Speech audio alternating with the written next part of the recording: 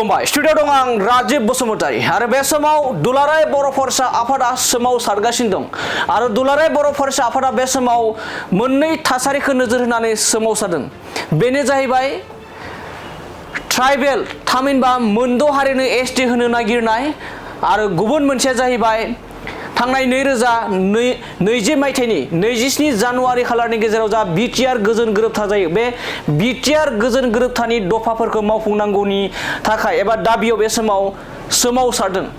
दा मोननै थाखोनि गेजेराव जा दुलाराय बर' फरायसा आफादा सोमावसारदों बे सोमावसारनायनि बेलायाव बे समाव बिपिएफनि दैदेनगिरि प्रहलाद ब्रह्म बिथाङा बाथ्रा बुंदों आरो बे बाथ्रा बुंनायानो जाहैबाय जे दुलाराय बर' फरायसा आफादा बे समाव मोननै थासारिखौ नोजोर होनानै बे समाव सोमावसारदों। मोनसेया जाहैबाय मोनद' हारिनि एसटि होनो नागिरनायखौ होबथानानै आरो गुबुन मोनसेया बिटिआर एकर्डनि जा दफा बे दफाफोरखौ मावफुंनाय। बे बिटिआर एकर्डनि जा दफाफोरखौ मावफुंनायनि थाखाय बे समाव सोमावसारदों। बेफोर सोमावसारनाया मोनसे नाटक होननानै बे समाव प्रहलाद ब्रह्म बिथाङा बाथ्रा बुंदों, जेराव बिटिआर एकर्डनि गोबां दफाफोरा बे समाव मावफुंजायाखै आरो बे दफाफोरखौ हाग्रामा महिलारि बिथांनि सरकार फैनायनि थाखायसो दुलाराय बर' फरायसा आफादा आबसुआ बे समाव सोमावसारदों, नाटकसो खालामदों होननानै बे समाव बाथ्रा बुंदों प्रहलाद ब्रह्म बिथाङा। बे समाव फिन फोरमायबावो दि दिनैनि समाव दुलाराय बर' फरायसा आफाद थामहिनबा दिपेन बर' बिथांनि दैदेननाय दुलाराय बर' फरायसा आफादा बे समाव मोननै थासारिखौ नोजोर होनानै सोमावसारदों। मोनसेया जाहैबाय मोनद' हारिनो ट्राइबेल होनो नागिरनायखौ होबथानाय आरो नै नाम्बारा जाहैबाय बिटिआर एकर्डनि जा दफा बे दफाफोरखौ मावफुंनो थाखाय सोमावसारदों आरो फैगौ एबा 2 दाननि गेजेरावनो गोदान दिल्लीयाव सोमावसारनायनि थांखि लादों। बेफोर मोनफ्रोमबो आबसुनि मोनसे नाटक होननानै बाथ्रा बुंदों प्रहलाद ब्रह्म बिथाङा।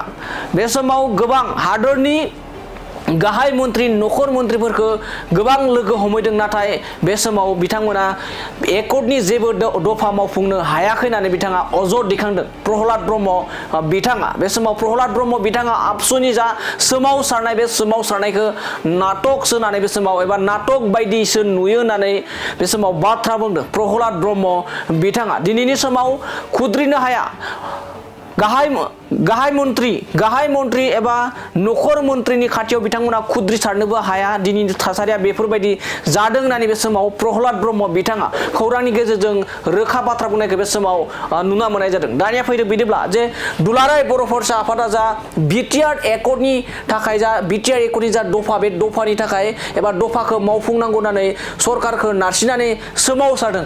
बैफोर सोमावसारनाया हाग्रामा महिलारि बिथांनि सरकार फैनाय नाटक खालामनानै बिथांमोना सोमावसारदों।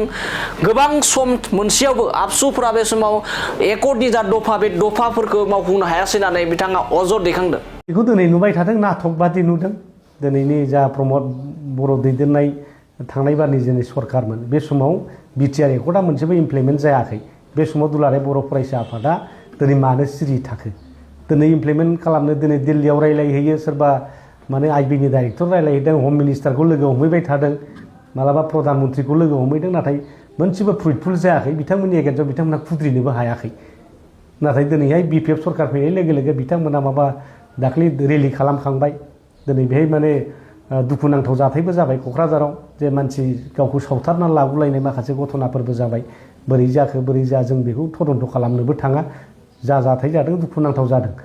दा जेखि जाया मानो दिनैहाय नुबाय दुलाराय बर' फरायसा आफादा दिनै माने गोहोआव थानाय समाव दिनै जे खामानिखौ मावना लानांगौ बेखौ मावना लानो हायाखिसै।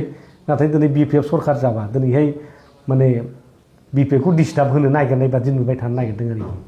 दा दिनै बेखौ नुबाय थादों, दिल्लीयाव रेलि खालामनो नागिरदों, खालामथों बिथांमोना, जोंहा आपत्ति गैया, डेम'क्रेटिक राइट्स बियो, आन्दलन खालामनो हायो, खालामबाय थादों। खिन्थु जे खामानिखौ बिथांमोना गावसोरनो दिनै मावनांगौमोन, समायबो मोनदोंमोन, नाथाय बे समाव दिनै 1% मावलांनो हायिया बिराद दुखुनांथाव आरोखि। दिनै बिटिआर एकर्डनि फैसाफ्रा सफैजोबाखै मोनसेबो। दिनै स्कुल कलेजफ्राबो प्रमिसलाइज जालाङाखिसै, गंसे स्कुल प्रमिसलाइज खालामनो हायाखिसै।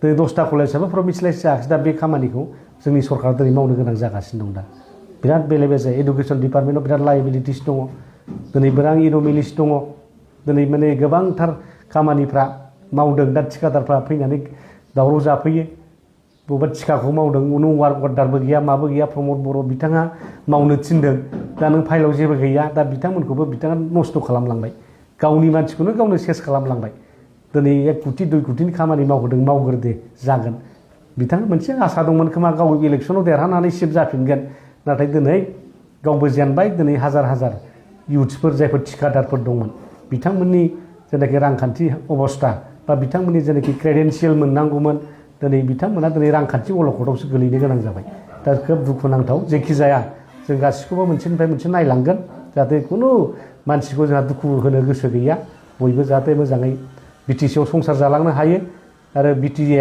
एकर्डनि जायफोरनाखि दफा दं जे दफाया जोंनि थाखाय मोजां बिटिसि बासिनि थाखाय मोजां जोंनि बिटिसिखौ खांनो हागोन जे दफाखौ मावफुङोबा बेखौ जोङो आखरि आखरि फालन खालामलांनोबो जोङो सिन्था खालामदों आरोखि जेखौ लाबोबा जोंहा लाब जागोन जोंहा स्कुल कलेज इउनिभारसिटि फैनायाव जोंहा जेबो हेंथा गैया जोंनो नांगौसो जोंनो आरो बे थोआबा जों प्राइभेटबाबो लाबोनांगौ जाहाथे जोंनि बिटिसिआव हिउमेन रिसर्सखौ जों डेभेलप खालामनो हायो उद्देश्यआ बेनो जायनि थाखाय हाग्रामा सारा 100 कोटि थाखा इउथ्सफोरनि थाखाय होनो नागिरदों इउथखौ माने वेल इकुइप खालामनो नागिरदों सेल्फ एमप्लयड खालामनो नागिरदों होमबा जोङो स्किल ट्रेनिंनि माने इउनिभारसिटिबो लाबोनांगोन नङा होमबा डाक्टार इन्जिनियार खालामनांगोन जों दा थिग बेफोरबायदि गोबांथार खामानिखौ जोंहा मावनांगौ दं दा बेखौ जों मावलांबाय थागोन दा आं जेखि जाया माने बयनिसिमबो जोंनि बिपिएफ सरकारखौ मदद होनो थाखाय बे समाव गुरै खावलायहरबाय जाबायना